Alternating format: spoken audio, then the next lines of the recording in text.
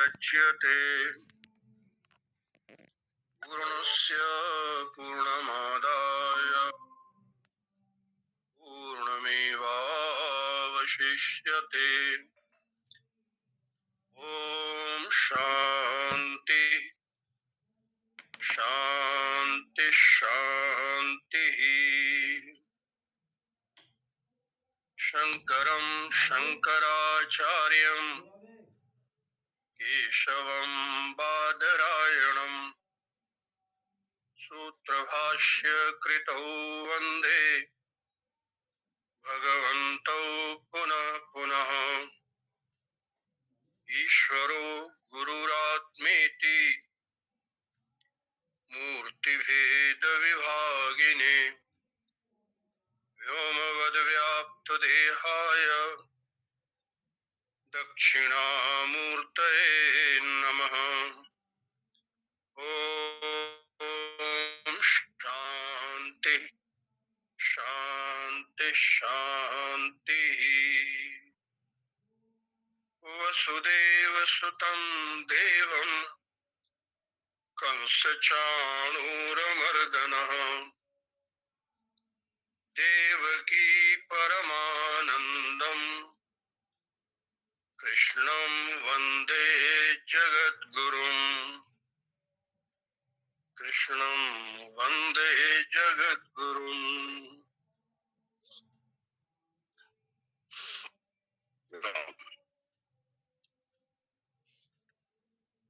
महर्षि वेदव्यास जी के द्वारा विरचित महाभारत के भीष्म पर्व के अंतर्गत संग्रथित श्रीमद् भगवद गीता क्षेत्र क्षेत्र के विभाग योग नामक 13वां अध्याय, जिसका आलंबन करके हम सभी भगवान श्री कृष्ण के द्वारा किए गए क्षेत्र क्षेत्रज्ञ संबंधी उपदेशों के ऊपर विचार कर रहे हैं, श्रवण कर रहे हैं।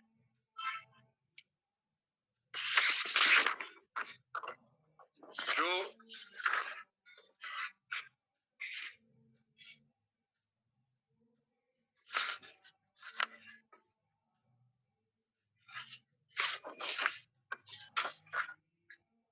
कुछ भगवान श्री कृष्ण ने क्षेत्र के बारे में बताया, येयम यत्तत् प्रवक्ष्यामि यज्ञात्वा अमृतमश्नुते अनादिमत परम ब्रह्म तत् न सत् तन्नासदुच्यते।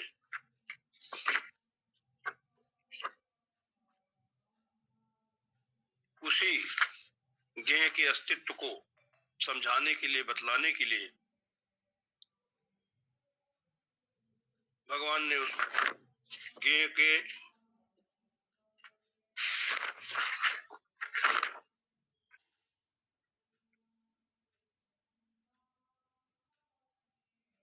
बारे में बतलाते हुए उसको सभी प्राणियों के सभी उपाधियों के द्वारा उस ज्ञेय का अस्तित्व प्रतीत होता है, मालूम पड़ता है। ये बात सर्वतः पाणिपादम तत् सर्वतोक्ष शिरोमुखम सर्वतः श्रुतिमल लोके सर्वमावृत्य तिष्ठति। लेकिन इस प्रकार से उपदेश सुन करके किसी को शंका न हो जाए कि वो ज्ञेय ब्रह्म जो है उपाधि वाला है, हा?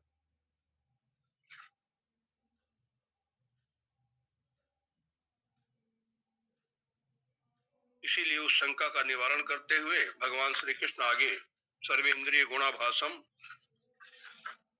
सर्वेंद्रिय विवर्जितम असक्तम सर्वभृच्चैव निर्गुणम गुणभोक्त्री च, ये वचन कहा कि वह सभी इंद्रियों के गुणों में तो अवभाषित होता है। वह ज्ञेय जो है वो सभी इंद्रियों के गुणों से अवभाषित होता है, प्रतीत होता है,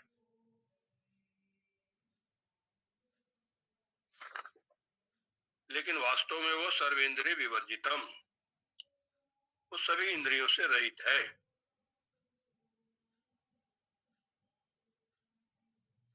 तो इंद्रियों के व्यापार से वह व्यापार वाला नहीं हो जाता है, और है वो वास्तव में असक्तम, वो कहीं चिपकता नहीं है किसी से, वो सर्वथा असंग ही है। फिर भी असंग इसीलिए है, जब वो सभी इंद्रियों से रहित है, तो सभी इंद्रियों से रहित होने के कारण से वो असंग है, सभी प्रकार के संबंधों से भी रहित है। फिर भी सर्वभृत चैव, भगवान कहते हैं ऐसा होने पर भी सबका वो सबको धारण करने वाला है, माने वही सबका अधिष्ठान है। और कोई भी कल्पना बिना अधिष्ठान के नहीं होती, कोई भी अध्यास बिना अधिष्ठान के नहीं होता। अब जो वेदांत जितना भी उदाहरण देता है, तो अधिष्ठान और अध्यस्त दोनों को बताता है। रस्सी में सर्प, सीप में चांदी, मरुभूमि में जल, स्थानों में पुरुष, ऐसे अनेक दृष्टांत देकर के वेदांत समझाता है। और अधिष्ठान के सामान्य ज्ञान के बिना अध्यस्त की कल्पना भी नहीं होती है। सामान्य रूप से तो अधिष्ठान का बोध होता है, सभी को होता है,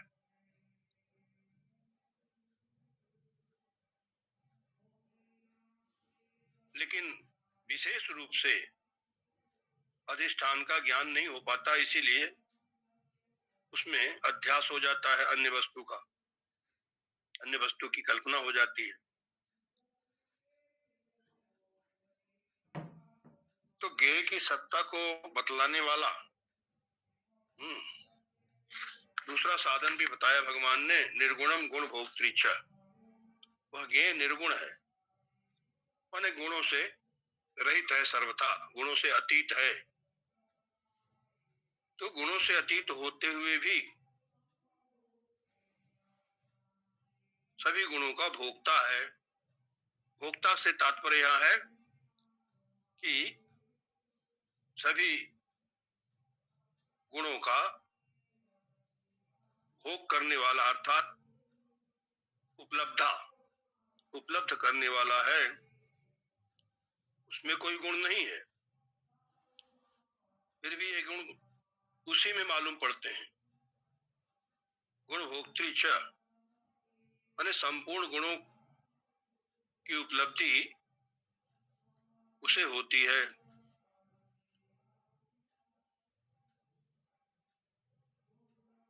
तो गुणों की उपलब्धि से तात्पर्य है जो गुणों का कार्य है, शब्द आदि विषय, शब्द स्पर्श रूप रसगंध इत्यादि, उनको उपलब्ध करने वाला वही है। जैसा हमने कल श्रुति बताई थी कि इनकी श्रोत्रम मनसो मनोयर वाचो वाचम सौ प्राणस्य प्राण, चक्षुष चक्षु अतिमुच्च धीरा प्रेत्यस्मात् लोकाद अमृता भवन्ति। अब इसके बाद कोई बाहर भीतर की बात करे कि महाराज चलो इतनी बात तो हो गई, अब कुछ बाहर भीतर की बात बताओ, क्योंकि भीतर होगा तो आंख बंद करके देख लेंगे, जान लेंगे, और बाहर होगा वह ज्ञान, तो खुली आंख से उसको देख सकते हैं, खुली आंख से देखेंगे उसको। लेकिन जब तक शरीर और इंद्रियों में से अहंता और ममता नहीं हटती है, तब तक वो देखने में नहीं आने वाला है।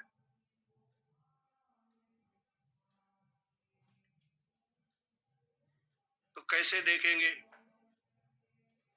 क्योंकि ये जो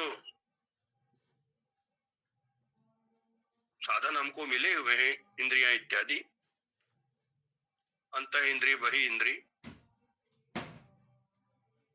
ये ब्रह्म को देखने के लिए नहीं है, क्योंकि वो वास्तव में न बाहर है न भीतर है।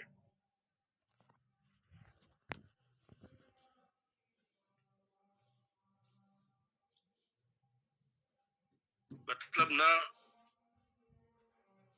न बाहर है भीतर है, न भीतर है, इसका तात्पर्य है कि उसमें बाहर भीतर का कोई परिच्छेद नहीं है, भेद नहीं है।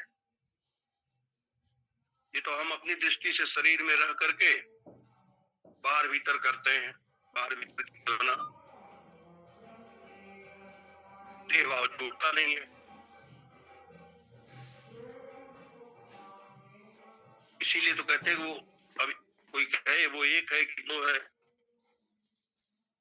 तो न एक है न दो है। बोतल ला के देना मेरे, बोतल ला के दे दो पीने पानी। वो यहाँ है कि वहाँ है, स्टील वाली कहना पड़ेगा ना यहाँ न वहाँ। नहीं, घटस्थुति कहती यदमुत्र तद अन्विह,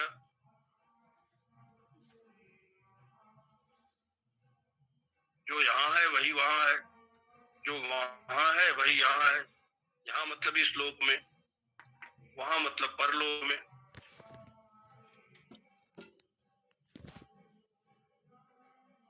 तो वह न तो एक है न दो है, न यहाँ है न वहाँ है, वो तो बाहर भीतर की कल्पना से रहित एक रस है।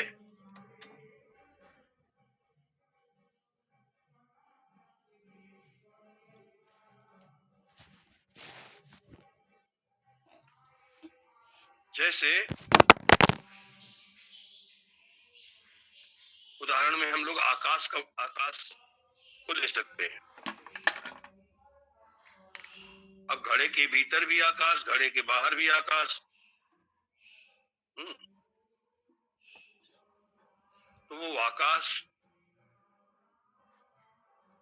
ऐसा नहीं घड़े के भीतर शून्य है, आकाश को शून्य नहीं देख सकते। आकाश तो बाहर भी पूर्ण है और भीतर भी पूर्ण है।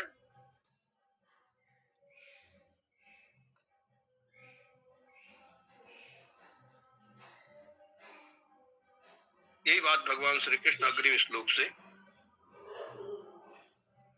कहने जा रहे हैं। बहिरंतश्च भूतानां अचरं क्षरमेव च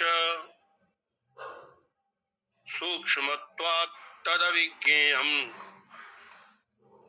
दूरस्थं चान्तिके च तत्। बहि अन्तः च भूतानां, भूतानां बहि अन्तः च। राधे लकड़ी का स्टैंड रखा है। भूतों के सभी प्राणियों के बाहर है वो, और अंतः च, और वो भीतर भी है। तो सभी प्राणियों के बाहर भी है भीतर है, इसका मतलब क्या हुआ? बाहर भीतर की जो कल्पना है वो अज्ञान के कारण से ये जो शरीर को आत्मा मान रखा है,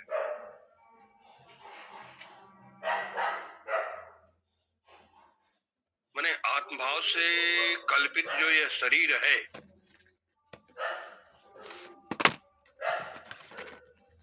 आत्मभाव से कल्पित शरीर है, किसके द्वारा कल्पित है? ये अविद्या के द्वारा, अज्ञान के द्वारा। तो अज्ञान से कल्पित जो यह शरीर है आत्मभाव से, उसी शरीर को, तब उस शरीर की सीमा क्या है? तो सबसे बाहर है त्वचा। शरीर में सबसे बाहर बाह्य चीज है त्वचा, जो सर्व शरीर व्यापिनी है, पूरे शरीर में फैली हुई है। उसी त्वचा को सीमा मान करके, शरीर की बाह्य सीमा क्या हो गई? त्वचा। तो उस शरीर को त्वचा पर्यंत अवधि मान के, सीमा मान करके, उसकी अपेक्षा से, मतलब त्वचा पर्यंत शरीर की अपेक्षा से उस ज्ञेय को, वही भगवान श्री कृष्ण उसको बाहर बतलाते हैं कि वह उसके बाहर है। तो शरीर के बाहर, सभी प्राणियों के, भूतानाम वही, सभी प्राणियों के शरीर के बाहर है। मंदिर में। और उसी प्रकार से अंतस्य, भीतर जब कह रहे हैं तो इसका मतलब है कि वो भगवान श्री कृष्ण अंतरात्मा को लक्ष्य करके और शरीर को ही अवधि मान करके, शरीर को ही सीमा मान करके,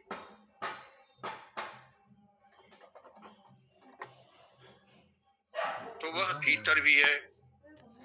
ये को उस शरीर के भीतर व्याप्त बतला रहे हैं।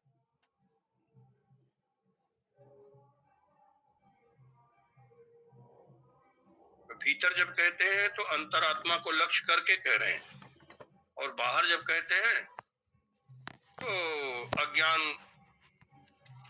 के द्वारा आत्मभाव से कल्पित जो शरीर है उसकी अपेक्षा से उसको बाहर कहते हैं।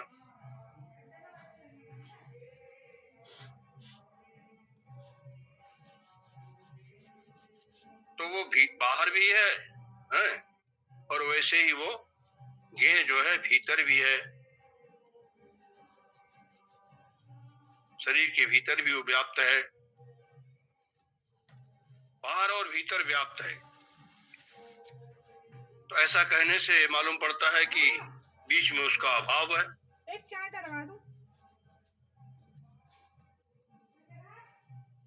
बाहर भीतर तो है, इसका मतलब बीच में नहीं है। बीच में उसका अभाव प्राप्त होता है। इसीलिए भगवान कहते हैं अचरम चरमेव च। चर और अचर रूप भी वही है। इसका तात्पर्य क्या है? चर और अचर रूप भी वही है। तो कहते हैं चर उपाधि भी वही है, और अचर माने अचल उपाधि भी वही है।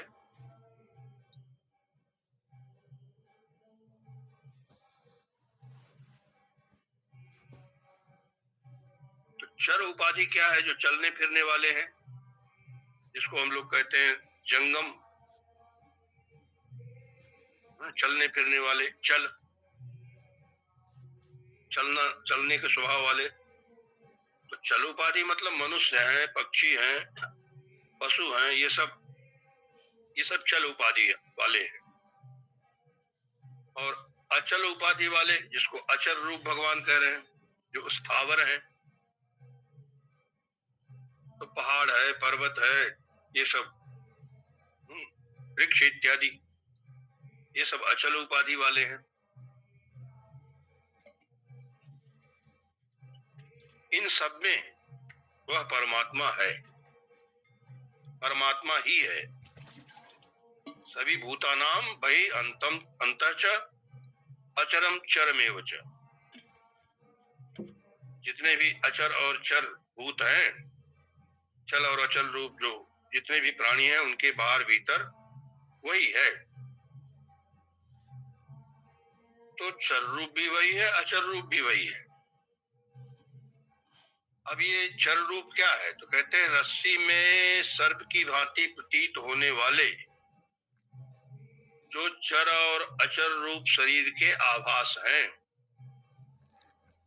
चराचरम देहाभासम, या जो चर अचर रूप शरीर के आभास हैं, वह आभास भी, वो भी ज्ञेय का ही स्वरूप है।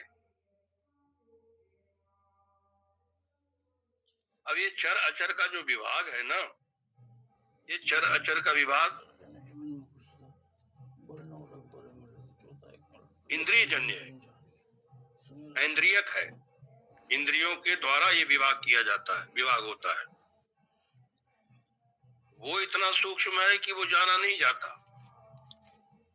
नहीं, इतना सूक्ष्म है कि वो इंद्रियों से नहीं जाना जाता है।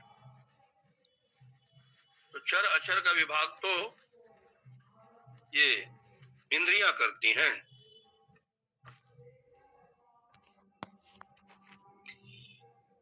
अब प्रश्न ये होता है कि जब चर और अचर रूप सारे व्यवहार का विषय वह परमात्मा ही है, अचरम चरमेव च, सब कुछ वही है, तो फिर वो या है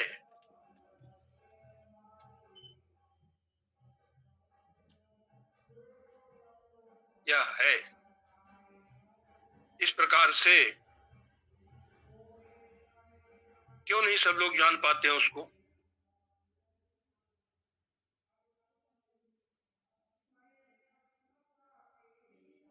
जब वो चर अचर रूप शरीर के सारे आभास भी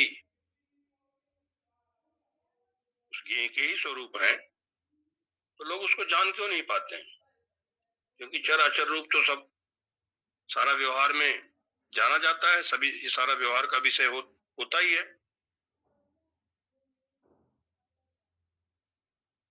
तो वह ज्ञेय यही है, है?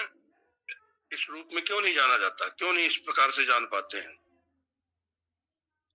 इसका उत्तर दिया भगवान श्री कृष्ण ने, सूक्ष्मत्वात् तद अविज्ञेयम। ये बात तो ठीक है कि सारा दृश्य उसी का स्वरूप है, जो कुछ भी दृश्य है सारा दृश्यमान जगत उसी का स्वरूप है। फिर भी वो जो ज्ञेय है, जो ज्ञातव्य है, वो आकाश की भांति अत्यंत सूक्ष्म है। व्योमवत सूक्ष्मम भाष्यकार लिखते हैं। इसीलिए सूक्ष्मत्वात्, भगवान श्री कृष्ण ने सूक्ष्मत्वात् तद अविज्ञेयम, तो सूक्ष्म होने के कारण से वह अविज्ञेय है। लेकिन अविज्ञेय किसके लिए? अज्ञानियों के लिए, अविदुषाम। जो अज्ञानी है उनके लिए वह सूक्ष्म होने के कारण से अविज्ञेय है। यद्यपि वो आत्म रूप से ज्ञेय है,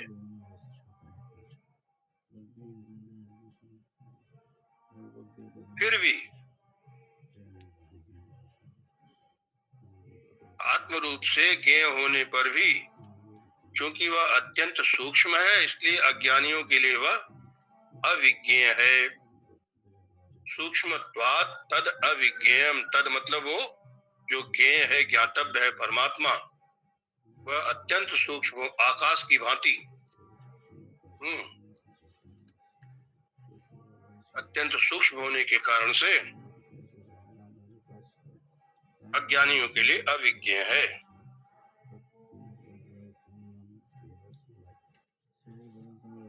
और ज्ञानियों के लिए,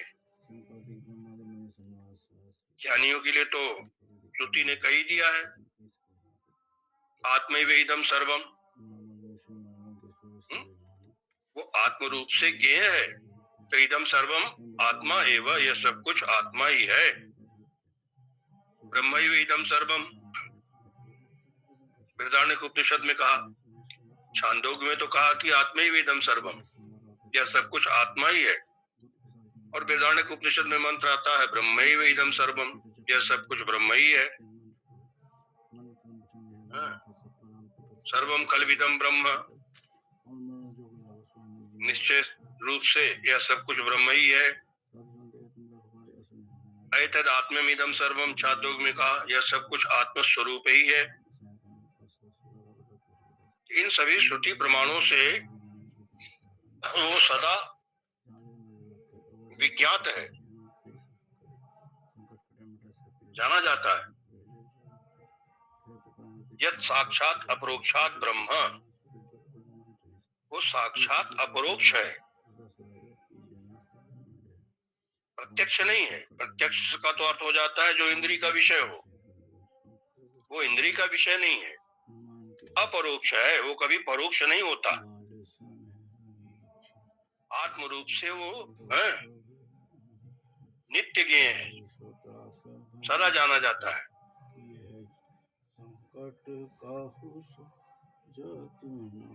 उसको कोई जान नहीं सकता, क्योंकि वही तो सबको। अब परेशानी यही है, लोग उसको अपने से अलग जानना चाहते हैं। जबकि वो सबका आत्मा है, आत्म रूप से ही गए हैं वो।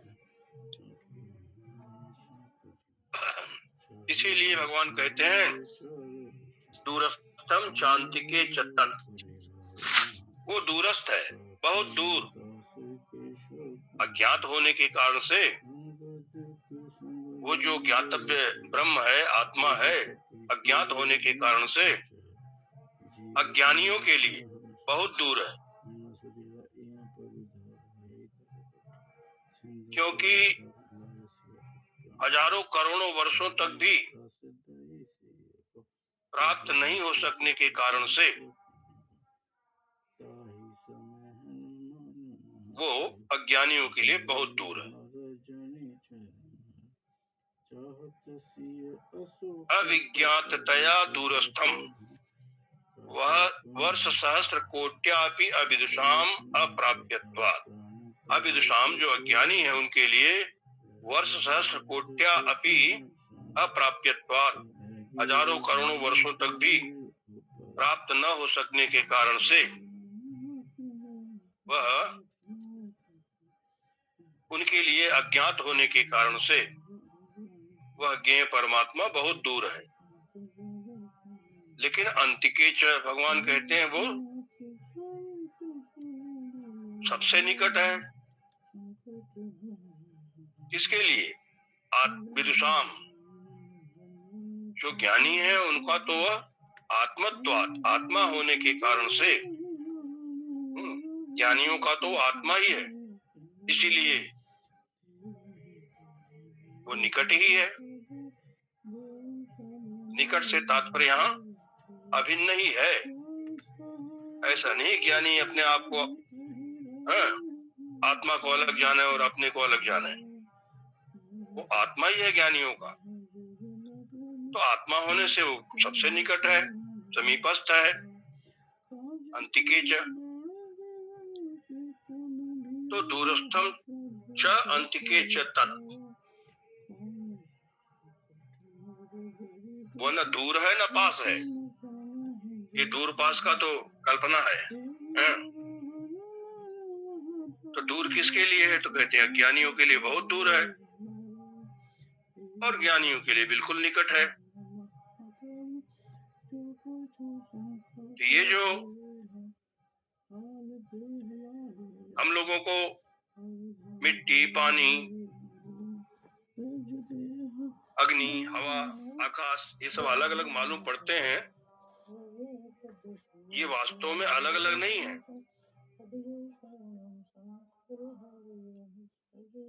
हम लोग जैसे अलग अलग सांस ले रहे हैं, सबकी सांस अलग अलग है और सबकी सांस लेने की मशीन भी अलग अलग चल रही है। लेकिन जिस हवा में सब सांस ले रहे हैं वो तो एक ही है। ऐसे ही सभी शरीरों में जो गर्मी है, ऊष्मा है, वो भी एक ही है। पानी भी एक ही है, मिट्टी भी एक ही है और आकाश भी एक ही है। यहाँ तक कि कह दिया कि मन भी सबका एक ही है।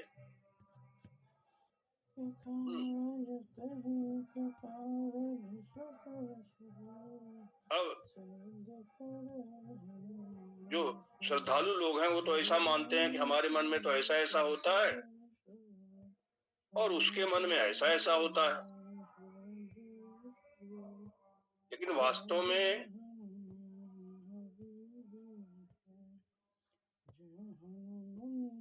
मन का स्तर भी एक ही है। अंतर है तो इतना है, पृथक पृथक शरीरों में अलग अलग जो मन होता दिखाई देता है, प्रतीत होता है, उसमें अंतर इतना ही है कि उस मन को अज्ञानी अपना मान करके रो रहा है अथवा हंस रहा है, और दूसरा जो ज्ञानी है, विवेकी है, विचारवान है, वो उस मन को मिथ्या मान करके जाए विभीषण को न तो रो रहा है न हंस रहा है।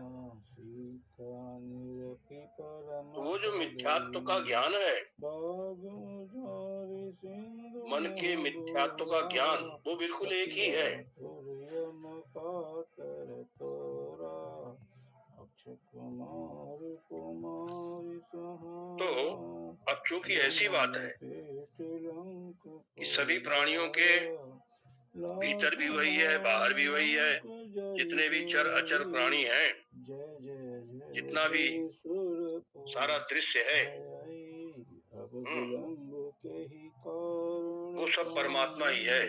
कृपा करहु इदम सर्वम यदयम अनंत आत्मा, कृपा ये सर्वम जो कुछ भी यह है, ये सब आत्मा ही है। जय जय जय अब इसको लक्ष्मी दृष्टांत से आप समझ सकते हैं, मन में अपने इसको दृढ़ कर सकते हैं इस बात को कि जो कुछ भी कांति से प्रतीत होता है, वो भी अधिष्ठान से पृथक नहीं होता। जो भी अध्यास होता है, वो अधिष्ठान से पृथक कोई वस्तु नहीं होती है। तो ये दृश्यमान जो भी जगत है, वो चर हो अचर हो, वो सब अधिष्ठान आत्मा से भिन्न नहीं है। और यही ज्ञान की दृष्टि भी है कि सर्वत्र नाम रूप को बाधित करके उस आत्मा को ही देखना, अस्थि प्रिय रूप, अस्थि भाति प्रिय रूप जो आत्मा है, आत्मा का अंश है, उसी को सर्वत्र, उसी का दर्शन करना। फिर तत्र को मोह का शोक एकत्व अनुपश्यता, ऐसा एकत्व जब सब जगह देखेगा तो फिर न शोक होगा न मोह होगा।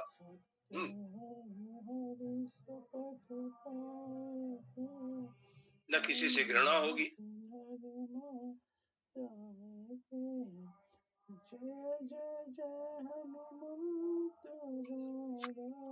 जैसा ईसावास्य श्रुति कहती है ना, यस्तु सर्वाणि भूतानि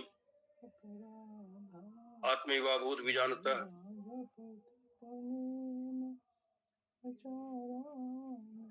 यस्मिन् सर्वाणि भूतानि आत्मैवा भूत विजानतः तत्र को मोह का शोक एकत्वम अनुपश्यतः। फिर ऐसे एकत्वदर्शी को शोक और मोह क्या होगा? ये ज्ञान का फल है। मानस में कहा, निज प्रभु में ही देखें जगत के हिसन करें विरोध, उमा जे राम चरण रति, उमा जे राम चरण रत, विगत काम मद क्रोध। काम क्रोध मद लोभ इत्यादि जो सारे विकार जिसके मन से निकल चुके हैं, जो शुद्ध अंतःकरण है, और जिसको आत्मा राम में रति है, प्रीति है, वो तो निज प्रभु में ही देखा ही जगत, सब जगह सिया राम में सब जग जानी। फिर किससे विरोध करेंगे, किससे नफरत करेंगे, किससे घृणा करेंगे?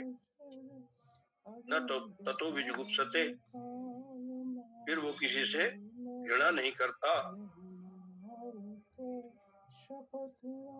ये बात भगवान श्री कृष्ण इसी अध्याय में आगे चल करके कहेंगे। समम पश्यन् हि सर्वत्र समवस्थितम ईश्वरम, न हिनस्त्यात्मनात्मानं ततो याति पराम गतिम।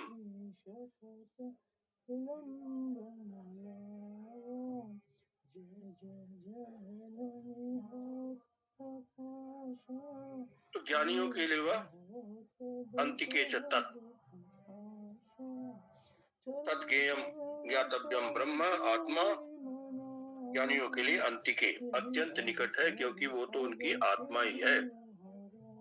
भगवान श्री कृष्ण स्वयं कहते हैं, ज्ञानी तू आत्मे में मतम, ज्ञानी तो मेरी आत्मा ही है, इसलिए वो मुझे अत्यंत प्रिय है। और दूरस्थ है वो ज्ञानी के लिए,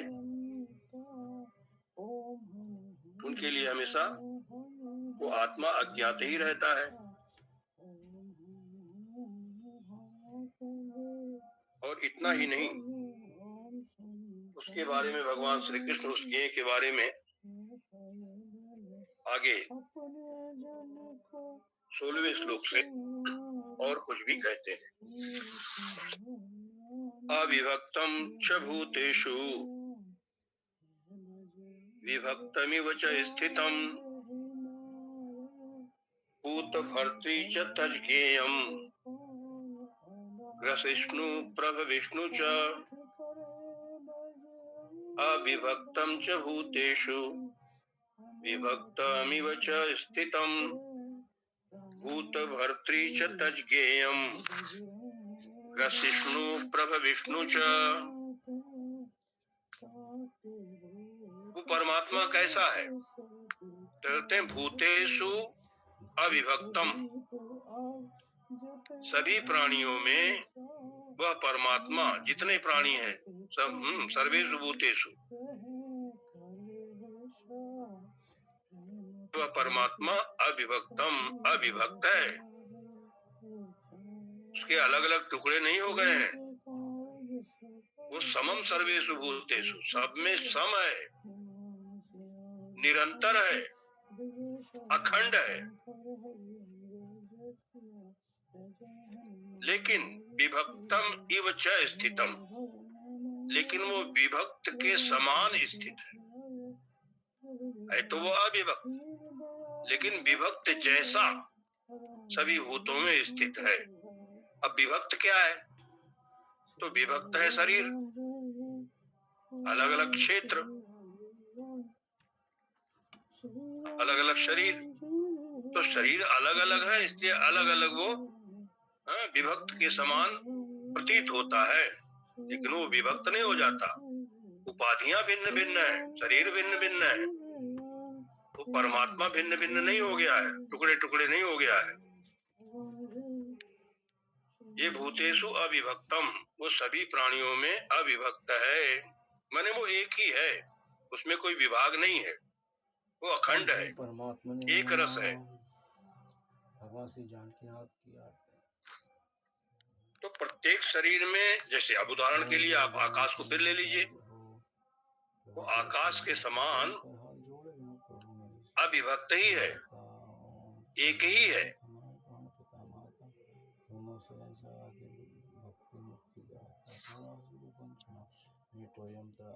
अब जैसे आकाश में विभाग की प्रतीति होती है, घटाकाश, मठाकाश, कर्काकाश इत्यादि, तो भले वो उपाधि को लेकर के वैसी भ्रांति हो रही हो, आकाश के विभाग मालूम पड़ते हो, लेकिन आकाश में कोई विभाग हुआ नहीं, हो सकता नहीं है। तो है तो आकाश के समान अविभक्त ही, फिर भी विभक्तम इव च स्थितम, सभी प्राणियों में विभक्तम इव, विभक्त जैसा, विभक्त हुआ सा वो प्रतीत होता है। तो विभक्त हुआ जैसा स्थित है, विभक्त हुआ जैसा स्थित इसलिए है क्योंकि उसकी प्रतीति शरीरों में ही हो रही है। तो शरीर तो विभक्त विभक्त है, अलग अलग है, भिन्न भिन्न है, इसीलिए विभक्त हुआ जैसा स्थित है।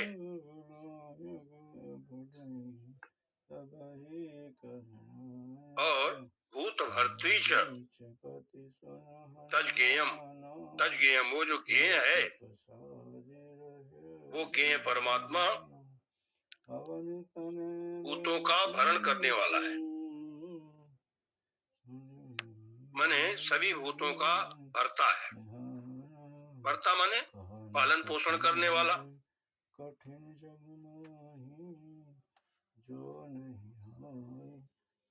पालन पोषण करने वाला, भरता है, इसका तात्पर्य क्या है? मतलब सबको सत्ता देने वाला, सबको स्फूर्ति देने वाला वही है।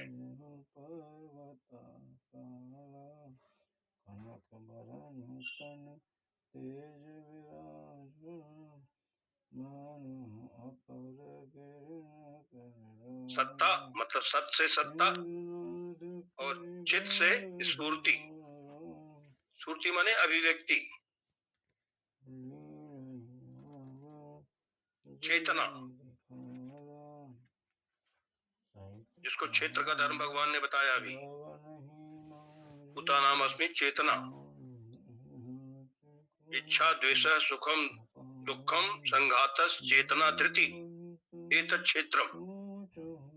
तो वो चेतना जो है वो भी क्षेत्र के अंतर्गत ही है। वो चेतना भी कौन है?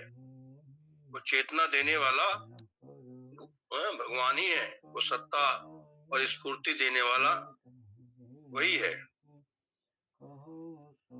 तो सभी भूतों का भूत भर्तृ च तज्ज्ञेयम्, वह ज्ञेय जो है भूतों का भरता है, मतलब पालन पोषण करने वाला है, सबको सत्ता और स्फूर्ति देने वाला है, सबको धारण करने वाला है। हाँ।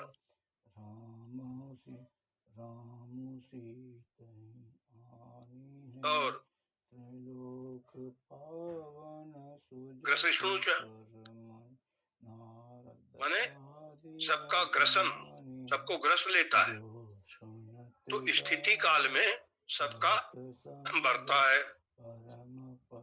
संसार की शरीर की स्थिति काल में सबका वो भरण पोषण करने वाला है। और प्रलय काल में ग्रसिष्णु, प्रलय काल में सबका संहार करने वाला, सबको ग्रस लेने वाला है, माने सबको अपने आप में वो ग्रस लेता है। और फिर उत्पत्ति के समय प्रभ विष्णु च, वही जो है प्रभ विष्णु है, मतलब अपने आप में से ही अलग कर देता है सबको, माने सबको उत्पन्न करने वाला भी वही है।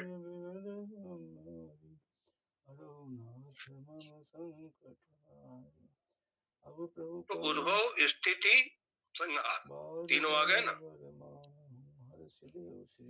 प्रभ विष्णु माने उद्भव, सबको उत्पन्न करने वाला, और स्थिति भूत भर्तृ, सभी भूतों का धारण पोषण पालन करने वाला वही है, भरता है, धारण पोषण करने वाला। और फिर ग्रसिष्णु च, और प्रलय काल में सबका संहार करने वाला है।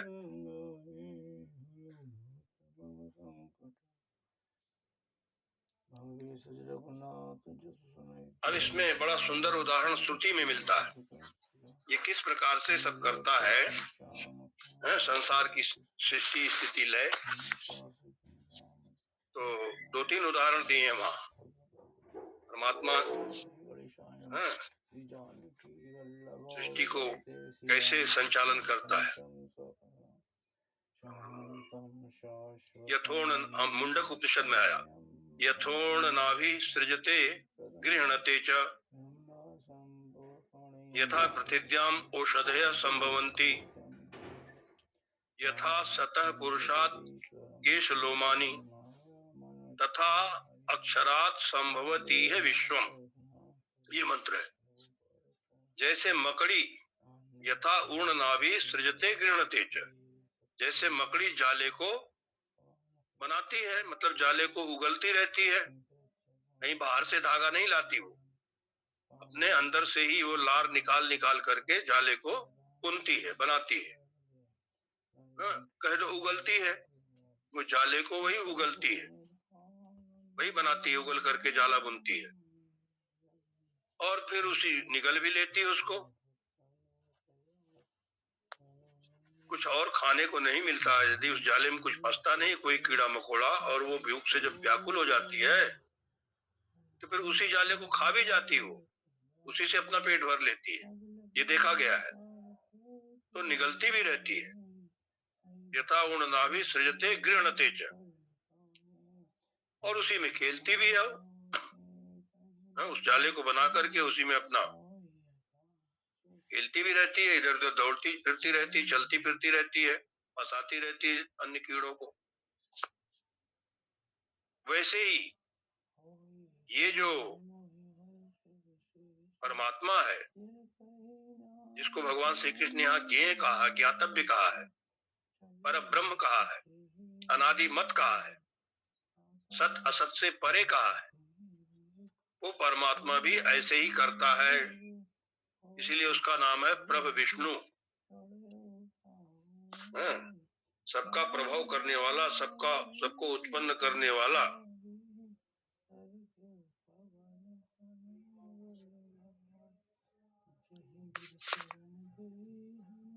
और यथा पृथिव्याम औषधयः संभवन्ति, श्रुति ने दूसरा उदाहरण दिया, जैसे सारी औषधियां वनस्पतियां कहाँ पैदा होती? पृथ्वी से। पृथ्वी से ही सब पैदा होते हैं, जितनी औषधियां वनस्पतियां हैं, और सब पृथ्वी पर ही स्थित हैं, और फिर अंततः पृथ्वी में ही विलीन भी हो जाती हैं, सड़ करके, सूख करके, मर करके, हाँ, पृथ्वी में ही मिल जाती हैं। तो जन्म भी पृथ्वी से, स्थिति भी पृथ्वी पर, और फिर लीन भी पृथ्वी में हो गई। और तीसरा उदाहरण जो श्रुति ने दिया वो चेतन से जड़ की उत्पत्ति कैसे होती है, ये बतलाने के लिए। जब परमात्मा चैतन्य है, सर्वथा चिन्ह मात्र है, तो उससे जड़ की उत्पत्ति कहाँ से हो गई? जड़ कैसे पैदा हो गया?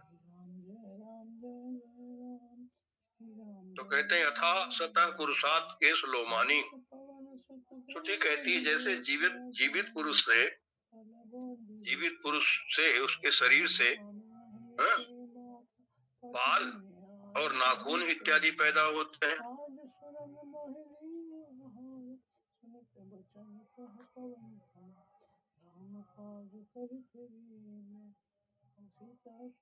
इनमें चेतना नहीं दिखती, इनके काटने पर कोई दर्द नहीं होता।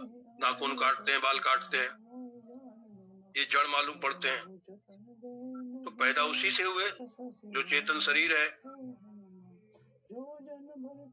जिस चेतन में शरीर का आवेश है, जिस शरीर में चेतना का आवेश है, प्रवेश है, तो उसी के कारण से इस शरीर को, जड़ शरीर को भी हम लोग चैतन्य मानते हैं। देह अस्मिन् पुरुषः परः, वो पर पुरुष परमात्मा इसी शरीर में है, आगे भगवान कहेंगे इसी अध्याय में। तो वैसे ही वो परमात्मा जो है,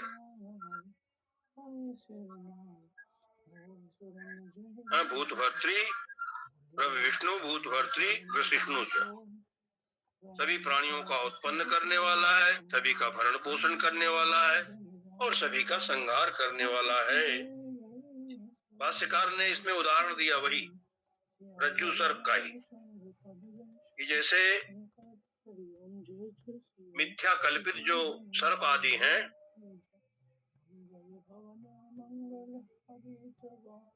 उस सर्प आदि की उत्पत्ति का, उसकी स्थिति का और उसके नाश का कारण रज्जु आदि ही होते हैं। आदि से सारे दृष्टांत को ग्रहण कर सकते हैं, सर्प आदि, रज्जु आदि। जैसे सर्प का, सर्प की उत्पत्ति, सर्प की स्थिति और सर्प का लय, इन सब का कारण क्या है? वो रस्सी है। ऐसे ही अन्य उदाहरणों में भी घटा सकते हैं आप। चांदी की उत्पत्ति, चांदी की स्थिति और चांदी का लय, कारण कौन है? सीप। जल की उत्पत्ति, जल की स्थिति, जल के लय का कारण है मरुभूमि। तो ऐसे ही परमात्मा वो सबका कारण है। तो सच पूछो तो ये ज्ञान स्वरूप जो रज्जु है, वो रज्जु नहीं है ज्ञान स्वरूप,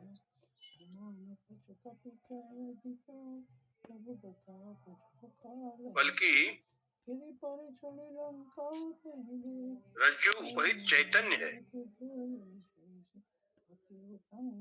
रज्जु तो उपाधि है,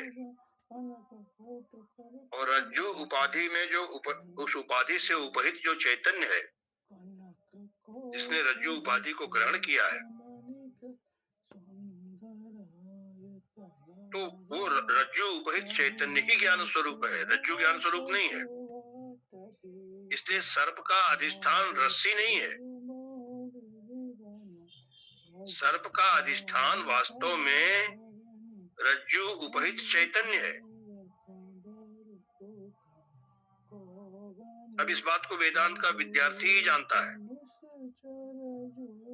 जो थोड़ा वेदांत को समझता है, इस बात को वेदांत का विद्यार्थी जानता ही है कि कल्पित सर्प का अधिष्ठान रस्सी नहीं है, बल्कि रस्सी उपहित चैतन्य है। रस्सी उपाधि वाला जो चैतन्य है वही है सर्प कल्पना का अधिष्ठान। तो जो रज्जु उपहित से मतलब समझिए रज्जु उपाधि वाला, तो रज्जु से उपहित जो चैतन्य है वही सांप को उगल देता है। प्रभु विष्णु वही सांप को भूतभर्त्री वो अपने में रख लेता है और वही सांप को फिर ग्रसिष्णु निगल लेता है। तो वास्तव में जो अंतःकरण उपहित चैतन्य है,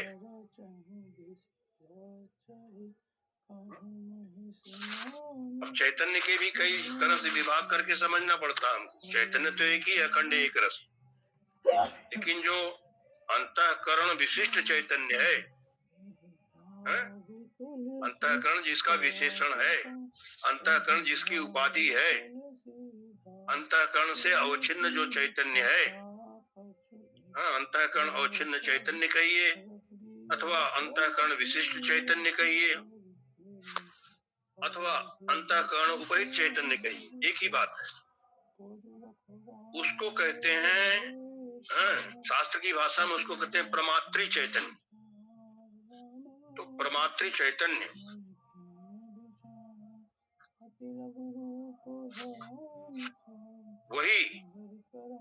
वही जो अंतःकरण उपहित चैतन्य है, वही है रज्जु उपहित चैतन्य। तो रज्जु से किसको कह रहे हैं? अंतःकरण को। इसको दृष्टांत में रस्सी कहते हैं। वो रस्सी क्या है? अंतःकरण।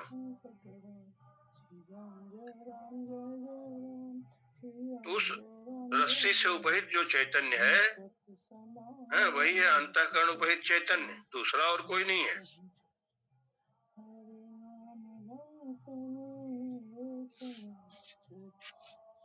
तो आप चाहे खुली आंख से देखें और चाहे बंद आंख से देखें, आपके सामने जो व्यक्ति है, जो आदमी है, वो आपको मालूम पड़ रहा है।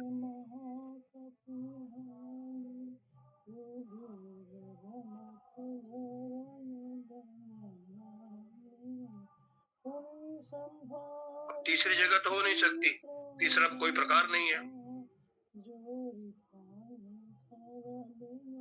चाहे आप खुली आंख से हो, चाहे बंद आंख से हो, तो आपको जो व्यक्ति मालूम पड़ रहा है सामने, वो कहाँ मालूम पड़ रहा है? तो आंख खुली है तो सामने दिख रहा हो, चलो। लेकिन जब आंख बंद करके मालूम पड़ता है, आंख खुली है, सामने व्यक्ति खड़ा है, कोई देखा, फिर आपने आंख बंद कर लिया, तो व्यक्ति वहां से गायब थोड़ी हो गया है, व्यक्ति तो खड़ा ही है। तो बंद आंख से भी आपको ये पता लग रहा है कि ये व्यक्ति, आंख बंद करके आप सोचते हैं ये कौन है, क्या नाम है, कहाँ से आया है, वो सब बंद करके विचार कर सकते हैं। जब आंख बंद कर लिया, उसमें व्यक्ति तो नहीं दिख रहा, लेकिन बंद आंख से भी वो सामने वाला व्यक्ति, खड़ा हुआ व्यक्ति मालूम पड़ता है। तो आंख बंद करने के बाद कहाँ मालूम पड़ता है? अंतःकरण में।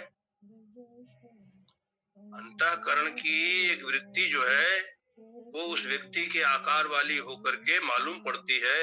उस वृत्ति में वो व्यक्ति मालूम पड़ता है, उस व्यक्ति के आकार की वृत्ति बन जाती है अंतःकरण में। इसको कहते हैं वृत्ति अवच्छिन्न चैतन्य। अब देखें, एक तो हो गया अंतःकरण अवच्छिन्न चैतन्य। अब अंतःकरण में वृत्ति बनी, तो अंतःकरण की वृत्ति से अवच्छिन्न जो चैतन्य है उसको शास्त्र की भाषा में कहते हैं प्रमाण चैतन्य। अंतःकरण अवच्छिन्न चैतन्य को, अंतःकरण विशिष्ट चैतन्य को कहते हैं प्रमात्री चैतन्य।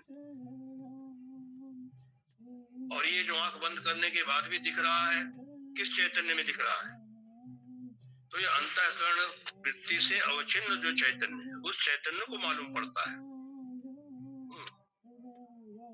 क्योंकि वो अंतःकरण की एक वृत्ति ही तो उस व्यक्ति के आकार को ग्रहण करके रहती है। तो खुली आंख से भी मालूम पड़ता है, वो कहाँ? अंतःकरण में ही मालूम पड़ता है। ऐसा नहीं खुली आंख है तो आंख में मालूम पड़ता हो। आंख के द्वारा अंतःकरण ही देखती है उसको, उस व्यक्ति को जानता है खुली आंख से। और जब बंद कर लिया तो अंतःकरण की वृत्ति तदाकार होकर के उस तदाकार वृत्ति में वो व्यक्ति दिखाई देता है, मालूम पड़ता है। तो जो हमारे सबके अंतःकरण में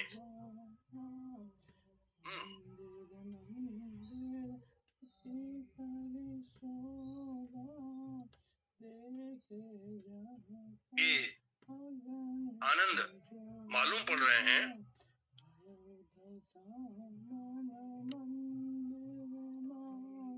होती ना। जब हम आनंद में होते हैं, प्रसन्न होते हैं, सुखी होते हैं, तो वो अंतःकरण में ही तो मालूम पड़ता है, सब उसकी अनुभूति होती है। तो उसमें क्या कोई दूसरा चैतन्य है क्या? वो कहीं बाहर से आया है, पूर्व जन्म से आया है?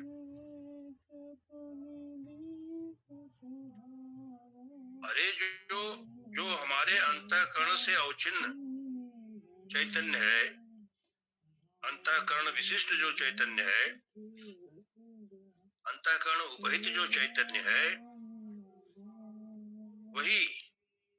वही चैतन्य, क्योंकि चैतन्य का स्वरूप है अखंड आनंद, सच्चिद आनंद,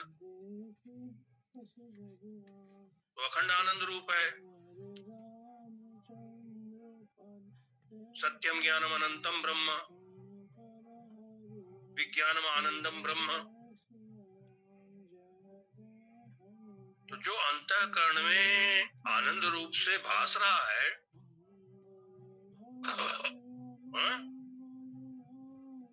वो आनंद रूप से भासित होने वाला माने आनंद अवच्छिन्न चैतन्य भी वही है।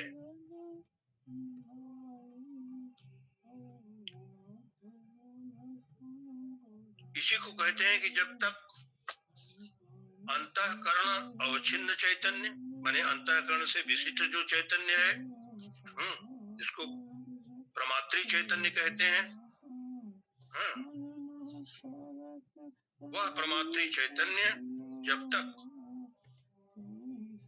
विषय अवच्छिन्न चैतन्य से एक नहीं होता, चैतन्य व्यापक है, वो अंतःकरण को भी व्याप्त करके स्थित है, अंतःकरण में भी है, क्योंकि अंतःकरण उसी के कारण से चैतन्य मालूम पड़ता है। अंतःकरण है तो जड़, और वो विषय में भी व्याप्त है, जिसको कहते हैं प्रमेय चैतन्य।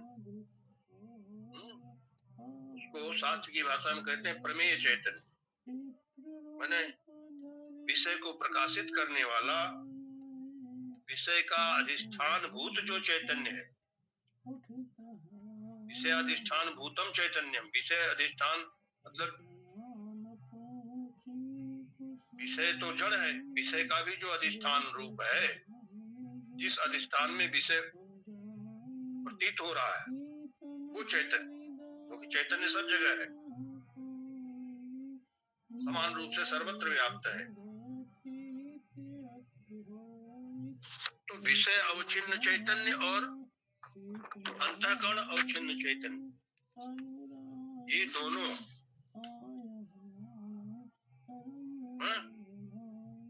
एक जब तक नहीं होते, मतलब अंतःकरण अवच्छिन्न चैतन्य जब तक विषय अवच्छिन्न चैतन्य से एक नहीं होता है, तब तक विषय का ज्ञान नहीं होता है। ये जो हम लोग कुछ भी देखते हैं ना, उसका जैसे सामने देखा गाय, तो गाय का ज्ञान हो गया, हाँ ये गाय खड़ी है, गाय जा रही है। तो जो भी विषय दिखता है, वो अंतःकरण अवच्छिन्न जो प्रमात्री चैतन्य है और विषय अवच्छिन्न जो प्रमेय चैतन्य है, ये दो चैतन्य तो एक ही है। इन दोनों की जो चेतनता है जब तक एक नहीं होती है, तब तक विषय का ज्ञान नहीं होगा, भले ही विषय सामने पड़ा हो। दोनों की एकता से ही विषय का ज्ञान होता है। मतलब जब तक आपके अंतःकरण से अवच्छिन्न जो चैतन्य है और आपके अंतःकरण में आसमान जो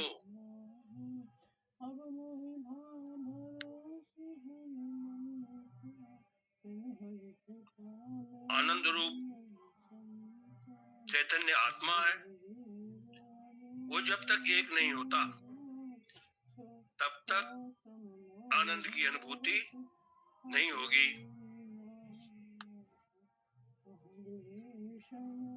यद्यपि वो आनंद विद्यमान है तो सच्चिद आनंद रूप सर्वत्र व्यापक ही है, फिर भी क्यों सब दुखी रहते हैं? अस प्रभु हृदय अचत अविकारी सकल जीव जग फिरत दुखारी।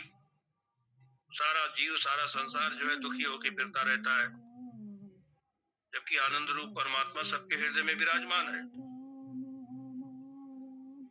कारण क्या है?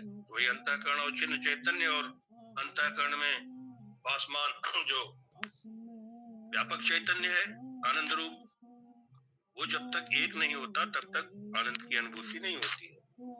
वो क्षणिक होता है, कभी कभी एक विषय सेवन काल में आप अनुभव करते हैं, थोड़ी देर के लिए। वो जब एकता होती है तो सुख आता है, विषय में हमको सुख मिलता है। वो विषय का सुख नहीं है, उस परमात्मा सुख स्वरूप आनंद रूप परमात्मा का प्रतिबिंबित सुख है, जो अंतःकरण में वो प्रतिबिंबित हो जाता है उतनी देर के लिए। इसीलिए विषय सुख को क्षणिक सुख कहते हैं।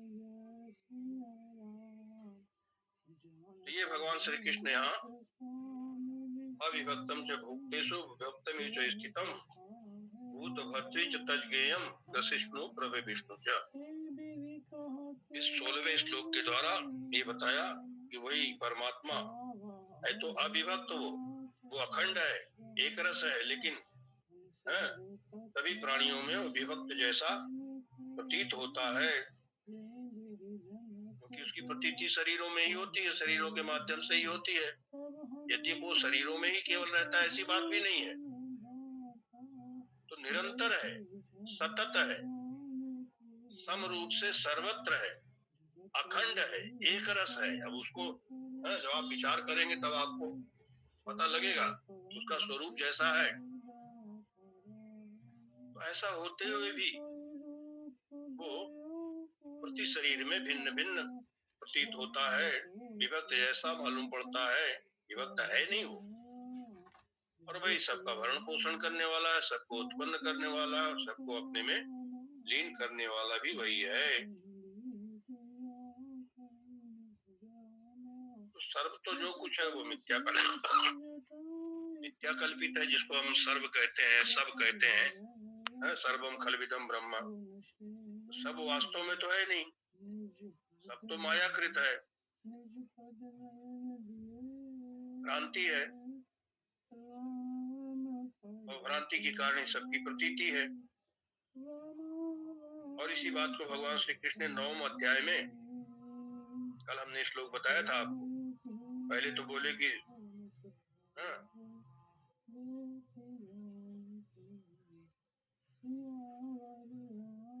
मत्स्थानी सर्वभूतानि, सभी भूत मुझ में स्थित है। फिर अगले श्लोक में नकार देते हैं, पलट जाते हैं अपनी बात से, न च मत्स्थानि भूतानि, मुझ में कोई भूत स्थित नहीं है। तो भूत तो सारे कल्पित हैं, है ही नहीं है। सर्प कल्पित ही तो है, सर्प की कोई सत्ता है क्या? इसलिए तब रस्सी में कहे रस्सी, उसमें सर्प कहाँ से आ सकता है? भगवान उसी अब ये बात भगवान श्री कृष्ण की, ये पूरा वेदांत का सिद्धांत वहां श्लोक में भगवान ने बता दिया 9वें अध्याय में। यही तो श्लोक को ठीक ठीक से समझ जाए तो कुछ समझ और ज्यादा कुछ समझने की जरूरत नहीं न पड़नी। स्थिति भी बता दी, मत्स्थानी सर्वभूतानि, तो समझिए किस रूप में कैसे स्थित है। और फिर न च मस्तानि भूतानि, मुझ में कोई भूत स्थित नहीं है, क्योंकि भूतों की पारमार्थिक कोई सत्ता ही नहीं है। पारमार्थिक सत्ता तो आत्मा की है, भगवान की है। अभी समय हो गया है, इसलिए इस प्रसंग को यहीं विराम देते हुए शेष चर्चा कल करेंगे हम। ओम पूर्णमद पूर्णमिदम पूर्णात् पूर्णमुदच्यते पूर्णस्य पूर्णमादाय पूर्णमेवावशिष्यते। ओम शांति शांति शांति। शंकरं शंकराचार्यं केशवं बादरायणं सूत्रभाष्य कृतौ वंदे भगवन्तौ पुनः पुनः।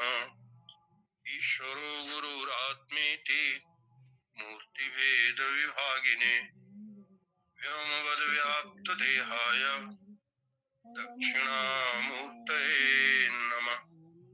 ओम शांति शांति शांति। नमो नारायण स्वामी जी, हरिओम। ओम नमो नारायण स्वामी जी, हरिओम हरिओम। हरिओम हरिओम स्वामी, नमो नारायण। जय श्री कृष्ण महाराज जी, दंडवत प्रणाम। हरिओम। कृष्णा, जय श्री कृष्ण। महादेव महादेव। ओम नमो नारायण स्वामी। ओम हरिओम स्वामी जी। ओम। स्वामी जी, यहाँ एक जिज्ञासा थी। बोलिए। ये आपने जो बताया प्रमाति और प्रमेय, मतलब अंतःकरण उपित चैतन्य और विषय चैतन्य, वो दोनों एक होता है तो अपने को आनंद रूप वगैरह जो विषय का जानकारी होता है, लेकिन चेतन तो एक रस है, फिर वो एक होने अंतःकरण और चिन्ह चेतन नहीं, अंतःकरण वृत्ति और चिन्ह चेतन ले लेना पड़ेगा फिर। हाँ, वृत्ति चिन्ह और हाँ, ये जो अपना वो जो प्रमेय जो आपने बताया, प्रमाण चैतन्य, उसको कहते हैं प्रमाण चैतन्य जी। तो वो चेतन हाँ, तो एक ही है, तो मिलने का सवाल मतलब वो ऐसा अपने को दिखता है। हाँ, सामने है, लेकिन अंतःकरण में अगर उसकी वृत्ति नहीं बनेगी, हाँ, वृत्ति चैतन्य है जो वृत्ति में है, अंतःकरण की जो वृत्ति है उससे अवच्छिन्न जो चैतन्य है जी, और प्रकट चैतन्य जो विषय अवच्छिन्न चैतन्य है जी, वो दोनों जब तक एक नहीं होंगे तब तक विषय चाहे सामने पड़ा हो, ज्ञान नहीं होगा। मतलब सामने पड़ी हुई वस्तु अगर हमारी वृत्ति में आकार नहीं ग्रहण करेगी, वृत्ति विषय आकार नहीं होगी, तो उसका सामने रहते हुए उसका ज्ञान नहीं होगा। तो वो वस्तु हमारी वृत्ति में आती है, आरूढ़ होती है जी, आंखों के द्वारा, नेत्र के द्वारा वो वस्तु हमारे ज्ञान हो जाता है। नहीं तो आंख खुली भी रहे और सामने कितनी चीजें हम देखते हैं, लेकिन सब चीजों की वृत्ति कहाँ बनती है? वो दिखते हैं फिर भी मन कई जगह पे हो तो न दिखना जैसा लगता है, तो उसकी वृत्ति नहीं बनती है। तो जो वृत्ति आरूढ़ होगा, जी जी, समझ गया। और ये जो आनंद जो आपने बताया, वो आनंदमय कोष से ही आनंद होता है ना?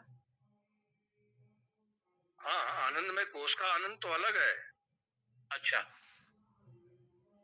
वो आनंदमय कोष का आनंद जो है वो वास्तव में वो तो परमानंद नहीं है ना, क्षणिक है।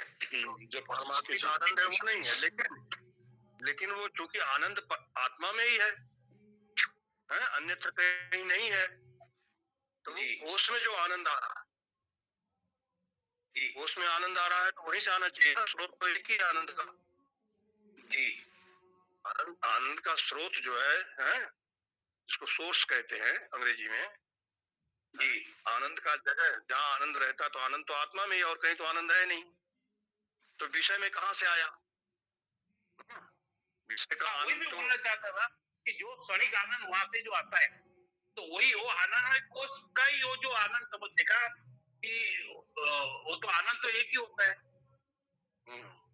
नहीं, तो वो आनंद जो आनंद स्वरूप आत्मा है, विषय में जो आनंद आता है ना, वो आनंद में कोष का आनंद है, हाँ पारमार्थिक आनंद नहीं।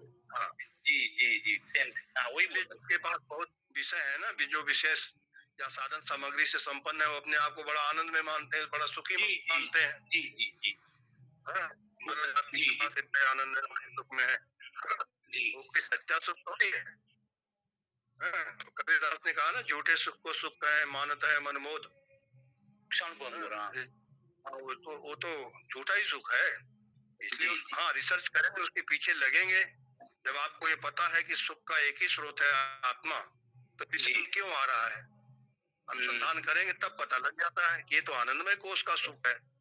जी इसमें इसमें हमको इसमें भटकना नहीं है, इस सुख में, इससे पार जाना है ना, और कोष को भी पार करना आपको। सही बात। बस इस कोष के पार करते ही जो असली आनंद है वो मिल जाएगा। ये कठिन है, अंतिम कोष जो है, इससे पार जाना थोड़ा कठिन होता है। जी स्वामी जी। ठीक है, विचार करेंगे और हम लोग आगे। ओम नमो नारायण। थोड़ा सा स्वामी जी उसको और कल क्लियर कर दियो, ये जो अभी चेतन का है ना, कि अंतःकरण का और उस वस्तु में जो विषय में जो चेतन है, तो दोनों चेतन जब आपस में मिलते हैं, जो चेतन तो सर्वव्यापक विषय में भी है, इधर भी अंतःकरण वाला, तो दोनों के मिलने पर अंतःकरण में वृत्ति आती है उसकी, तब क्या अंतःकरण की वृत्ति में जब वो वस्तु आरूढ़ होती है, प्रमेय चैतन्य जो विषय अवच्छिन्न चैतन्य है, विषय का अधिष्ठानभूत जो चैतन्य है, वो चैतन्य जब वृत्ति में आरूढ़ होता है, हाँ, उसकी वृत्ति अंतःकरण बनती है। हाँ, तब बोध होता है। इसी से सारा वस्तु का ज्ञान होता है। उस वृत्ति को फिर प्रकाशित बहुत करता है। हाँ, वस्तु का ज्ञान खाली इसी थ्रू हो जाएगा, वस्तु के ज्ञान के लिए आप चाहिए। मतलब चेतन भी उस वृत्ति को प्रकाशित करता है। बहुत चीजें लगती हैं, एक नहीं, आप गिनेंगे तो बड़ा लंबा है वो। थोड़ा उसमें चाहिए पंचदशी में। अच्छा, आँख तो है, वस्तु भी है, प्रकाश ही नहीं है। प्रकाश, लाइट नहीं है तब भी वस्तु नहीं दिखेगी, तब भी नहीं बच सकता। प्रकाश भी चाहिए, आँख भी चाहिए, और वृत्ति में आना चाहिए वो वस्तु। वृत्ति आरूढ़ होगी वो चीज, तब जाके ज्ञान होता है। ज्ञान के लिए बहुत चीजें चाहिए। पंचदशी में समझाया, थोड़ा सा कृषि ग्रंथों में समझाया है, प्रकरण ग्रंथों में। ठीक है, कल फिर विचार करेंगे। ओम नमो नारायण। ओम नमो नारायण। जय श्री कृष्ण, जय श्री कृष्ण। शर्मा जी, हरिओम शर्मा जी। अरे कल वो अपने 33 में